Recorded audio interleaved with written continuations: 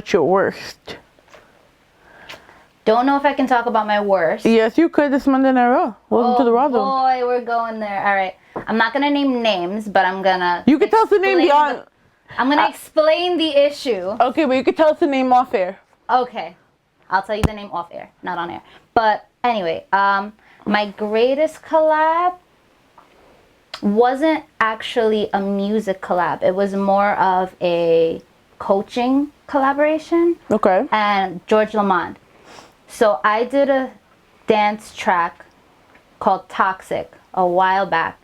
And right before I was going to go into the studio, Andre told me that George Lamond had contacted him and asked if he could assist with the track.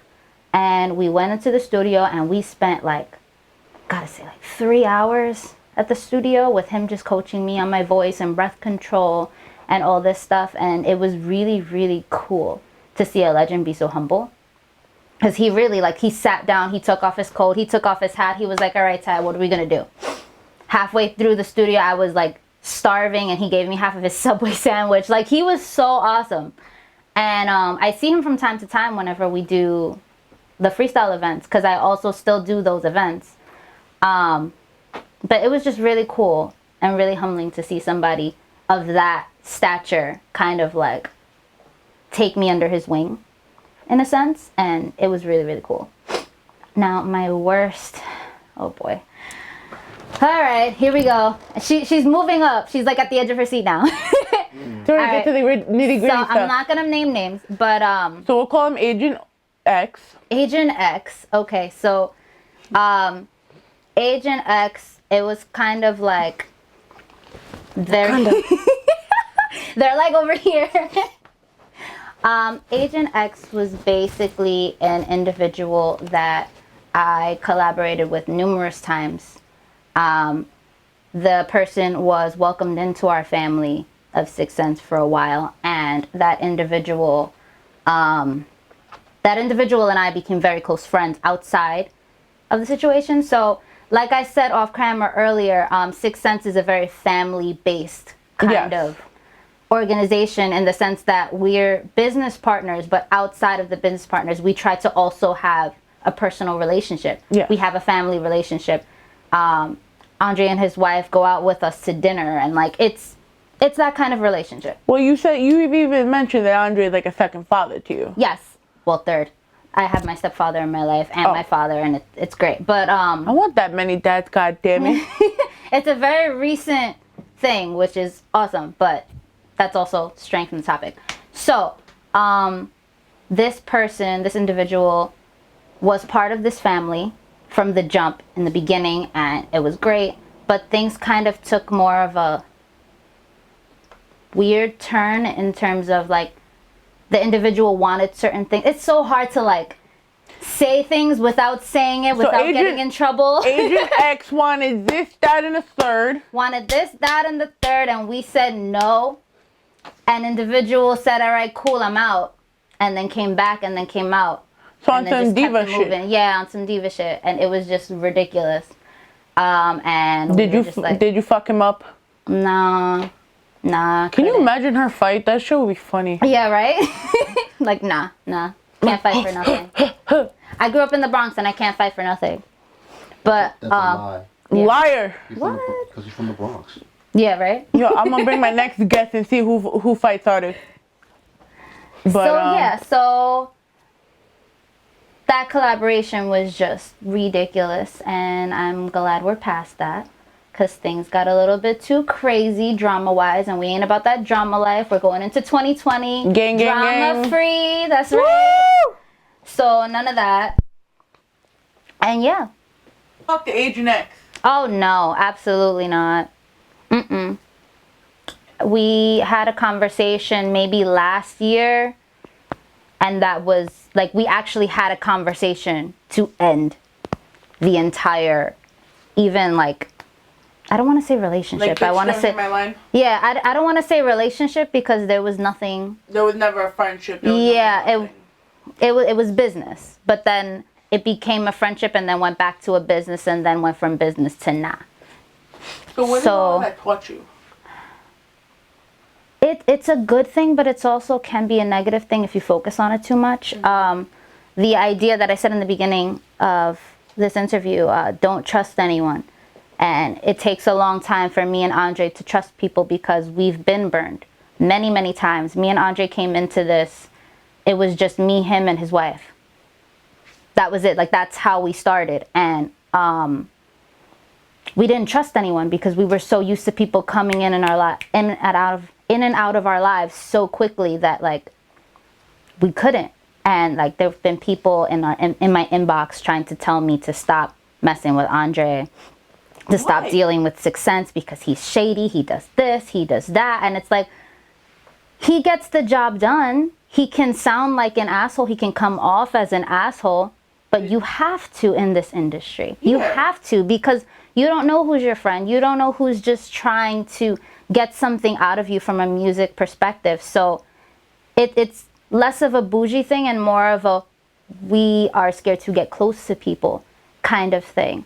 But again, prove to us that you fuck with us in a genuine way.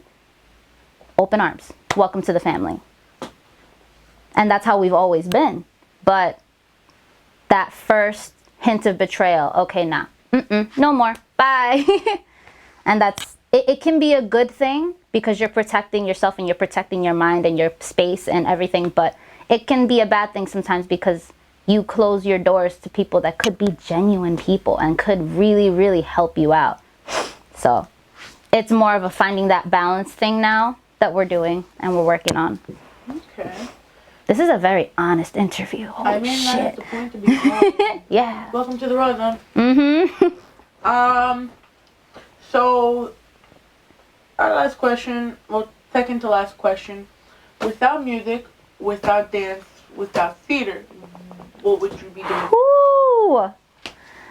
I would be working with animals. Save the puppies. Full blown. That's actually where my day job career is headed now. But if I was not dealing with anything entertainment wise, I would have thrown myself completely into animal rescue. Whether that be overseas, whether that be right here. There's a bunch of places. Actually, I tried volunteering for an animal shelter in the Bronx, and I actually had to be pulled out of there crying because the conditions of that shelter were just horrible. Like, it was really, really bad. And like, you kind of have to, I was saying earlier, you kind of have to desensitize yourself to all of the, like, craziness because like I said before, you see what these monsters do to kids. So imagine what they do to animals who have no voice, who literally cannot say, hey, this person hit me. You know, kids can kind of relay that and tell you. But animals can't. Animals just literally can't. And they'll snap at anyone and it's like, oh, well, that dog's aggressive. We got to put him down. No, he's just scared of you. And that's literally it. So, yeah. Okay.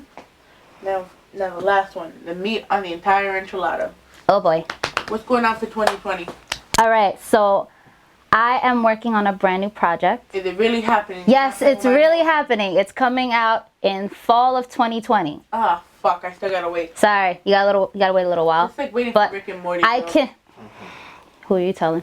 I love that show. Yes! Oh my god, put a camera for the behind the scenes shit. But my project is called Pandora, and it will be coming fall of 2020, and that's all I can really say right now, other than it will be a very much grown-up and mature version of Taina, more mature than you've seen her. So I'm excited. Okay, you got some shows coming up literally right when the year starts. Yes. Okay, so here's where I have to pull out my phone because I got flyers. March 7th, the Boston Tea Style Party. That's brand new. I just found out about it like 2 days ago. And it's another freestyle show. I have a bunch of other hip-hop shows, but we don't have the full-fledged flyers yet, so I can't really like release all the information because I don't know all the information yet. But this show, it's a long lineup. TKA, the Cover Girls, Judy Torres, George Lamont, Sweet Sensation, So all of those OG peoples, and that is going to be at the House of Blues in Boston, Massachusetts. So That sounds good. I miss Massachusetts. That's where, like, when I first started, I was doing a lot of shows in Springfield and in Boston. So it's gonna be fun to go back there. And I have other shows again, but you can keep up with all of my stuff. I have a website, so that is www.tainamusicnyc.com. So it's TAINA. So www.tainamusicnyc.com. That has all of my show dates, all of the links to stream all of my stuff, my music videos, my interview content goes up there. Like, all of my stuff just goes up there. Pictures, all that good stuff. And like, it's links to social media, all of it, everything. Like, that's why I just put my website out there so everybody can just get access to everything. You can book me there. If you want to book me, you can book me there. You can hit up my manager, Andre and Faria. All the plugs, all the plugs. Okay. So, any last words? I don't know what to say. My name is Taina Lopez, and I'm a singer-songwriter, and hopefully you'll be seeing a lot more of me come 2020. And we call that a wrap. It's a wrap.